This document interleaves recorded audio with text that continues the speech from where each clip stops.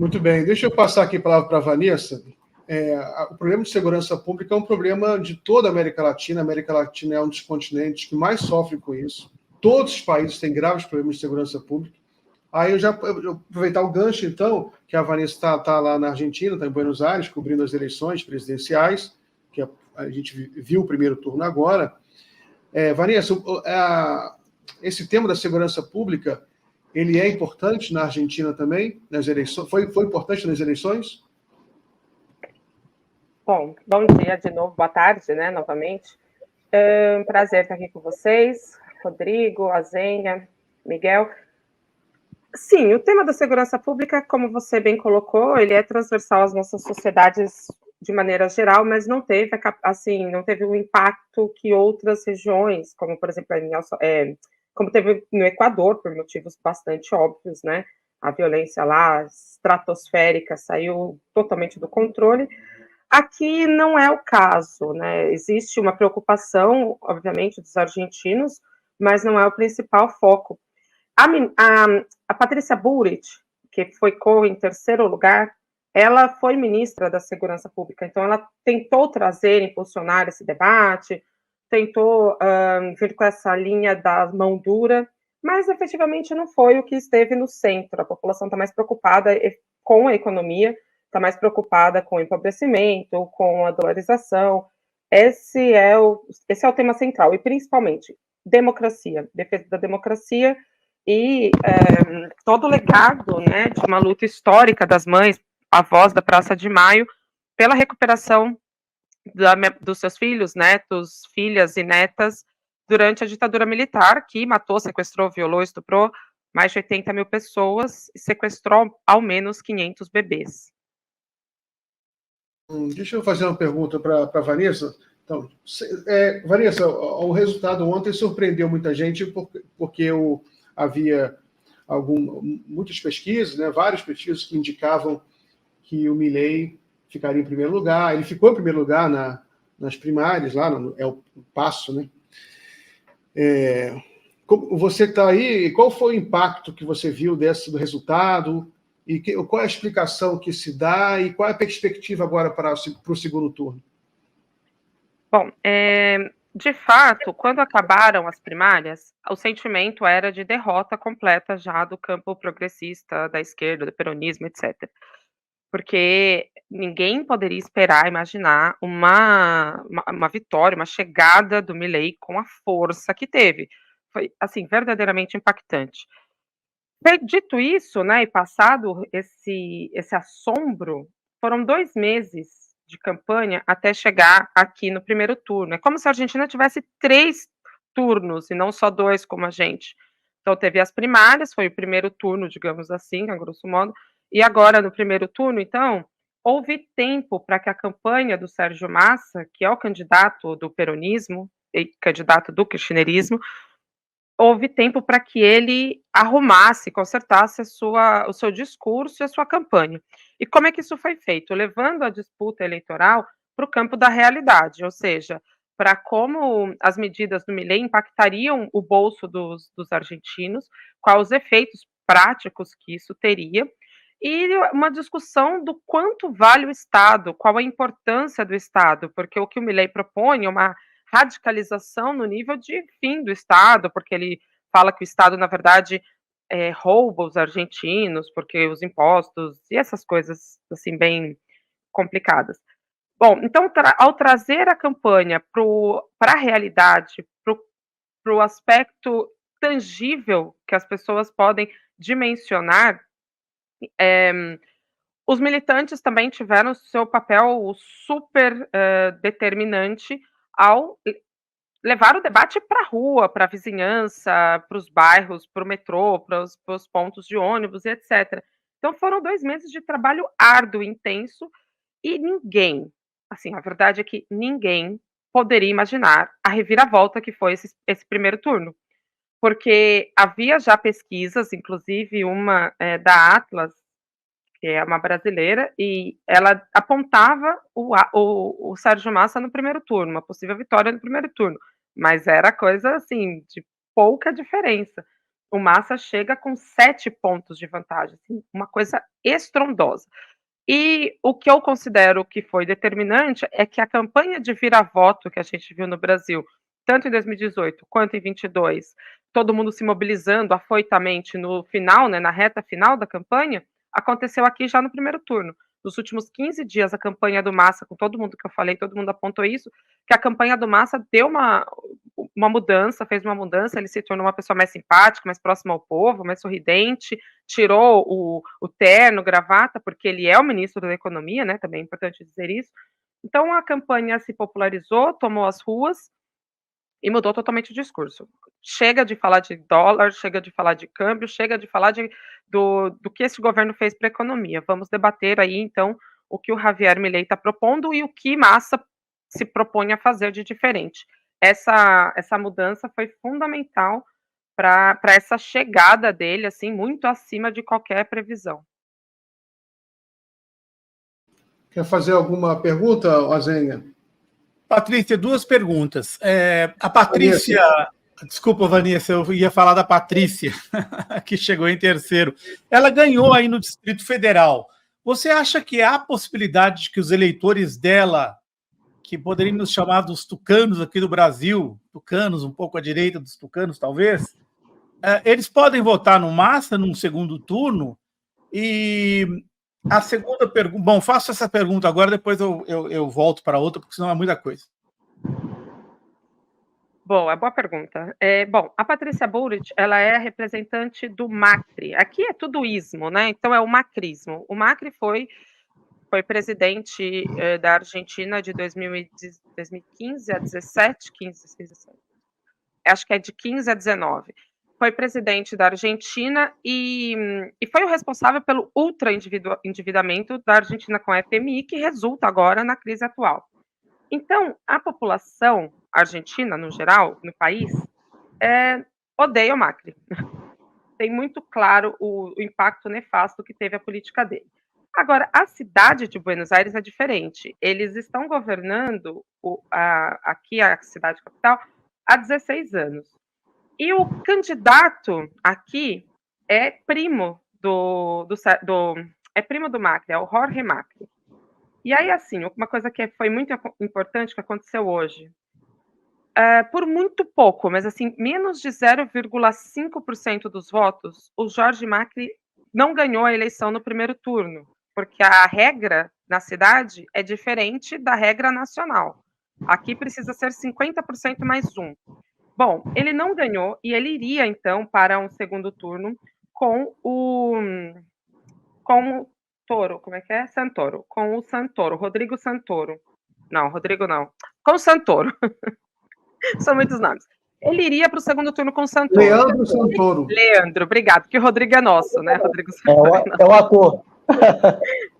Bom, então ele iria para o segundo turno com o Santoro, que teve ali, parece que 36%. A avaliação imediata dentro da campanha do Massa foi que esta votação seria negativa.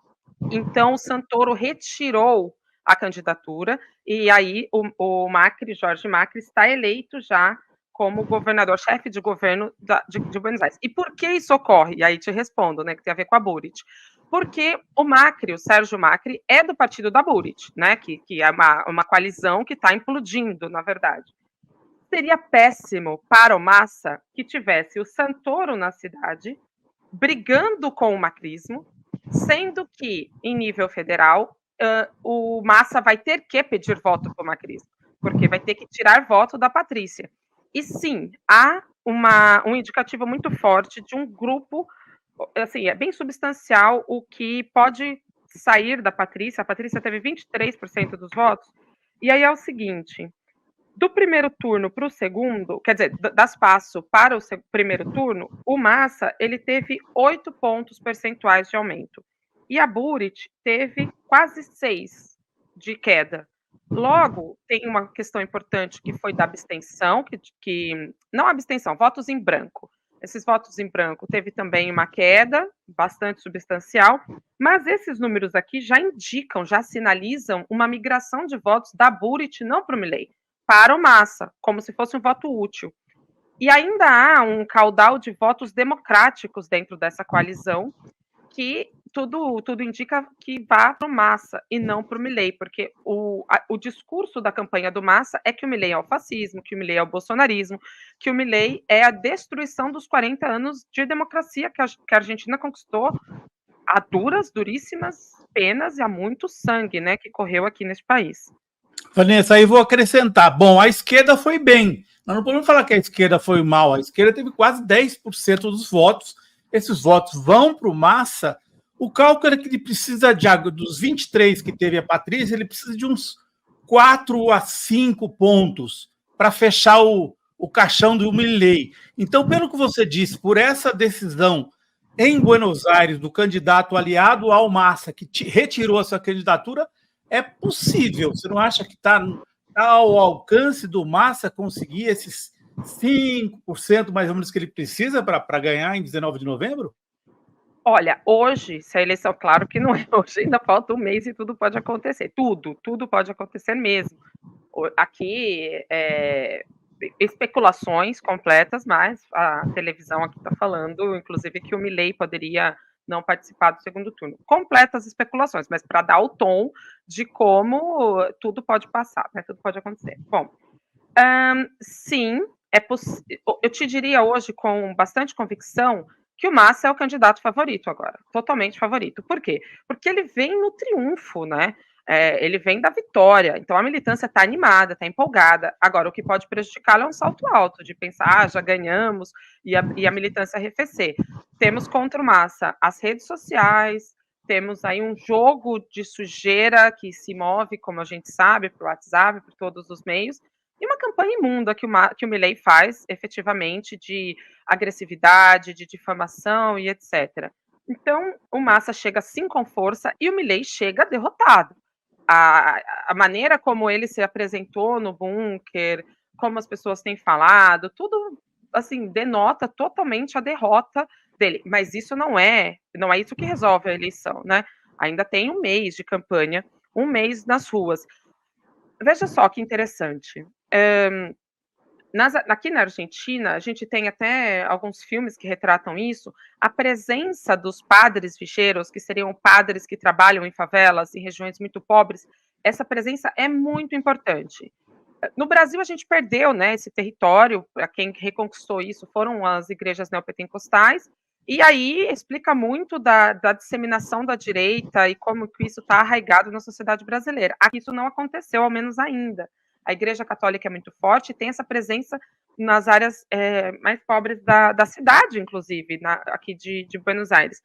E esses padres fizeram um trabalho intenso e muito importante também para tirar essa presença do Milei. Então, imagino que essa conjunção de militância com uma articulação para explicar e mostrar para as pessoas na vida cotidiana delas o que as propostas que ele traz, como isso vai impactar, tudo isso faz, sim, do Massa o candidato favorito. Um número que hoje estava sendo analisado é que o Massa precisa de 14 pontos. Não, o Milei precisa de 14 pontos e o Massa de 20. Então, assim, é uma conta difícil, mas os pontos que a Bregman... Não é o contrário, não, Vanessa? Não é o contrário, não? Não, o Massa precisa ter 20 pontos... somar, vocês estão dizendo, né, de retirada do... eu acho que é isso mesmo, acho que tá certo. O Massa precisa retirar 14 e o Milei precisa 20, é isso mesmo, é o contrário. Então, assim, a Bregman já aporta 3 pontos para o Massa, porque é a frente de esquerda que é trotskista. Então, já são 3 pontos para o Massa, quase que seguro. Da Burrit ainda tem toda a discussão em torno, que eu já trabalhei aqui, e o Schiaretti é uma figura peronista. Então, os votos do Schiaretti, que são 7%, ele teve 7%, são votos também muito arraigados à questão democrática, tem esse valor muito forte. Desculpe interromper, você viu que o Eduardo Bolsonaro, ele está falando hoje que o Schiaretti vai apoiar o Milei. Você viu isso aí? Olha, tá circulando realmente isso, mas assim, o que a gente precisa ver é que não é automático. O eleitorado não vai. Quando um candidato apoia, não necessariamente o público dele vai apoiar. como eu disse, esse público do Schiaretti, porque ele é um peronista, tem um compromisso com a democracia. Então, o que se espera é que uma parte substancial, talvez, desse voto dele vá também para o Massa. É porque, assim, se a gente somasse simplesmente, né, a Burrit com 23 mais os do Milei, pronto, ele ganharia a eleição. Então, ele ganharia do Massa, mas não é tão simples. Uma parte do voto dela, uma parte do Schiaretti deve migrar para o Massa. E ela já apontou, Patrícia, alguma coisa? Ela já indicou como que ela vai se portar, se ela vai ficar mais calada, se ela vai se posicionar? Então, é que eles estão implodindo o Juntos por Câmbio, porque o Macri, desde o primeiro momento, está apoiando o Milei, e meio que deixou a candidatura da Patrícia de lado. O Milei já disse que, porque assim, o Milei não tem um partido político, como é que ele vai formar um governo? Essa é uma discussão aqui. Então, o Milei já disse que quem vai formar o governo dele com ele é o Macri, que vai dar os ministros, que vai dar a base de apoio. Só que o Juntos por Câmbio, tipo, a Patrícia chegou muito perto. Durante um bom período da campanha, havia um empate técnico. Ela tinha a possibilidade de ir para o segundo turno. E hoje, aqui, o que se considera é que o Macri foi o grande responsável pela derrota dela. Então, assim, eles querem matar o Macri. Claro que, como força de expressão, dentro da campanha da Burrit. Então, assim, o Macri já deve estar, neste momento, sentado com o Milei. A Burrit não, porque ela está magoada, ela está ofendida. O Milei, ele fez uma campanha de ataque pessoal a ela, porque ela, na juventude, ela foi militante montoneira. Então, ele falou que ela matou a criança, essas coisas assim que se diz.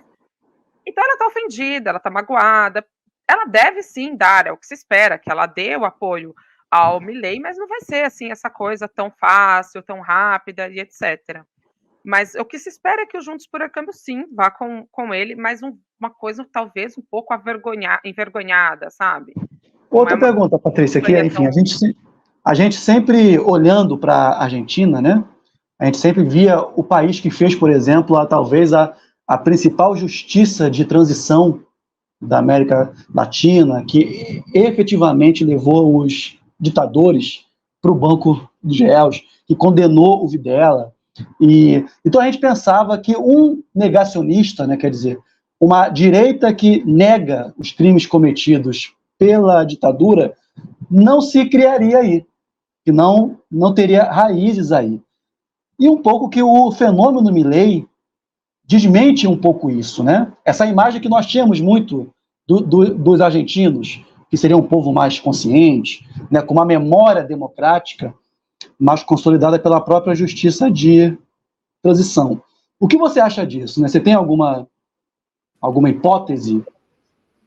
Só que uma informação, a televisão está dando aqui, né, que os radicais foram com Massa. Então, os radicais da campanha da Burrit, que era parte, que é o CR, que são democráticos, né? Olha lá, pronto. Líderes do radicalismo rejeitam a aliança de Juntos com o Milei.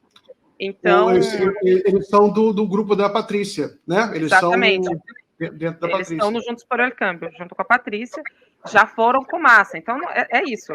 Essa coalizão rachou totalmente, tá? Agora, vamos lá pela sua pergunta sobre... Essa foi a questão primeira que eu tentei solucionar, né? Esse foi o primeiro questionamento que eu trouxe aqui com todas as pessoas com quem eu falei. E a gente tem, quem tiver interesse em ver, a gente tem uma entrevista com o Adolfo Pérez Esquivel, é bem curtinha, foi um quebra-queixo, assim, pegando ele na saída de um evento, mas a gente fez essa questão para ele. E a grande conclusão talvez seja a seguinte: sim, tudo isso que você disse é verdade. A Argentina tem uma memória muito incrível. As pessoas sabem o que aconteceu no período da ditadura. As pessoas têm um apego à democracia. Aqui, todo momento e toda hora, as pessoas estão comemorando os 40 anos de democracia. O fenômeno Milei, o que acontece? Ele não atinge essa parte da sociedade. São jovens, existe uma parcela da sociedade que é fascista no Brasil, em qualquer parte, que vai embarcar nesse tipo de história. Mas onde que o Milei chega com força? Na juventude. É jovem, homem e em uma parte pobre. Essas partes mais empobrecidas, jovens que têm emprego informal, que estão trabalhando com aplicativos precarizados, Uma parte, Massa parece ter revertido, que é o que eu falei do fenômeno dos padres vigeiros, que fizeram todo um trabalho. Agora, uma parte, a outra parte, né, dessas pessoas mais jovens, não tem a memória da ditadura, né, não tem a memória do que foi, e digamos que todo esse trabalho não chegou nelas. Então, é isso que o Esquivel fala, que é preciso fazer um trabalho de memória com essa juventude, porque eles não sabem o valor que é a democracia. E eles também não sabem quanto custou ter os direitos que o Milei agora quer acabar com todos, né? E para finalizar, assim, uma coisa muito didática e muito interessante aconteceu aqui é que o Milei defende a privatização de tudo, tudo. E ele fala que o Estado e a presença do Estado é um roubo. Bom, o que o governo fez? O governo, desde o dia 20, criou um site, criou uma ferramenta para que as pessoas que são contra o Estado possam utilizar os serviços de transporte, que são muito baratos na Argentina, podem usar o serviço de transporte sem o subsídio do Estado, sem a parcela, né? Porque uma passagem ela é dividida em 3. Uma parte são as empresas, uma parte é o usuário, uma grande parte é o Estado. Então, se o transporte é público e a pessoa não quer o subsídio do Estado, ela pode, então, ficar à vontade para pagar a cota inteira. Isso significa, dependendo do modal escolhido, 10 vezes mais. Isso foi muito didático, porque as pessoas sentiram, então, então isso é a presença do Estado. Então, eu não posso abrir mão disso, eu não posso que todas as escolas sejam privadas, como que queriam fazer no Brasil com vouchers. Então, isso tem um impacto grande, mas, assim, em termos de pedagogia mesmo, há uma juventude que não acessou toda essa memória que a gente entende que a Argentina trabalhou. Não chegou E uma nela. dificuldade também, Vanessa, é que eu estou dividindo com você algumas hipóteses minhas, né, como estudioso também desse tema, e uma dificuldade, isso não é algo apenas da Argentina, eu acho que isso é algo global, quando a gente vê no mundo inteiro se manifestando essa crise democrática, que é uma dificuldade da própria democracia em se apresentar como experiência concreta de bem-estar para essa juventude. Né? Quer dizer, a democracia não é apenas uma abstração, não pode ser apenas uma memória. Ela tem que se transformar em experiência de bem-estar concreta via políticas públicas, né? Então, Rodrigo, a democracia está falhando nisso também. Rodrigo, eu tenho que liberar a Vanessa. Eu combinei com ela que ela tem que sair agora. Vanessa, então você pode responder, fica à vontade, e depois você pode se despedir. E aí também eu vou liberar o Azenha também. E o Rodrigo fica comigo mais. Então, Rodrigo, exatamente, é a crise de representatividade, né? A democracia burguesa liberal, ela não entregou o que prometeu. Ela prometeu, enfim, direitos e conquistas que hoje, quando a gente vê a crise do capitalismo e a crise de hegemonia dos Estados Unidos, todas essas coisas que a democracia prometeu, digamos que a própria democracia retirou. O Estado não chega nas periferias, não chega nas favelas e não chega para essas pessoas que estão precarizadas, que estão trabalhando de maneira... Aqui é um termo péssimo que eles usam, né? Que estão trabalhando em negro, que é informalmente, sem registro, sem carteira assinada, sem direito nenhum. Então, se eu já não tenho direito nenhum, por que eu tenho que defender isso? Porque se baixam todos, não me importa. E a juventude tem essa radicalidade, é bom que tenha, e é, enfim, natural e etc., que queira explodir tudo, que queira mudar, que queira radicalidade. Quem está propondo isso é a direita. A esquerda nunca está propondo radicalidade nos nossos tempos, né? A gente está defendendo a democracia burguesa, a democracia liberal. A ordem liberal, claro. Ordem liberal. Exatamente. E eles estão defendendo o rompimento. E assim, só que é um pulo num precipício no escuro, né? Assim, você vai, um salto no escuro, no vazio. Você não sabe onde isso vai chegar, e o pior, no caso aqui, como o Milei, ele detalha muito o plano dele, qual seria uma estratégia totalmente kamikaze de destruição da Argentina, e aí encerro, desculpa que eu realmente tenho que sair, tem outra live agora, a questão é, a implosão da Argentina, a destruição da Argentina significa um impacto imenso no Brasil. A gente está entranhado, a nossa economia, a Argentina é o terceiro maior parceiro comercial, e a Argentina acaba de entrar no BRICS, por ação brasileira. Então, assim, seria muito terrível também para o Brasil. A estabilidade argentina interessa a todos, e a nós também. Obrigado, Vanessa. Muito Eu obrigado. que agradeço, gente. Desculpa ter que sair, mas fico à disposição quando precisarem, quando quiserem bater um papo aí sobre a Argentina, sobre outros países, estamos por aqui. Obrigado, Vanessa. Tchau, tchau.